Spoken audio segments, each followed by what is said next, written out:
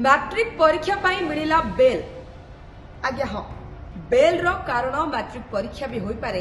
एभली एक उदाहरण आछि ओडिसार जगतसिंहपुर उपगार में थिबा श्रीनिवास को क्षेत्र में। श्रीनिवास जी की कौनसी एक अपराध रे आजीवन सजा काटुछंती जगतसिंहपुर जिला उप कारागार रे एवं 3 वर्ष हेब से जेल गले किंतु एबे जेतु मैट्रिक परीक्षा चली झील मैट्रिक परीक्षा देउछंती आ घरठू पाखापाखि 5 किलोमीटर दूर रही परीक्षा सेंटर एवं सेठी की झील को जीवा आसबार भी असुविधा होउची। आ ताठू गुरुत्वपूर्ण कथा है जेहेतु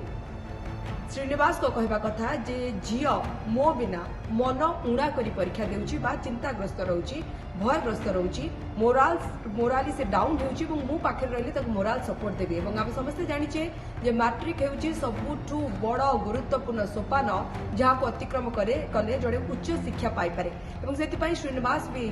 ए पाई अपील करथिले अंतरीण जामिन पाई एवं ताकू इंटरिम बेल मध्ये प्रदान करछन्ती कोर्ट। आ श्रीनिवास मार्च 10 पर्यंत बेल रहिबे झील को पाठ पढ़ाइबे गाइड करिबे ता सहित नेबे परीक्षा सेंटर को। नहीं मु तो बहुत खुशी अच्छी एक्चुअली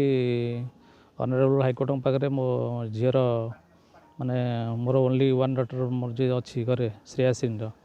तार मैट्रिक एग्जाम अपील करी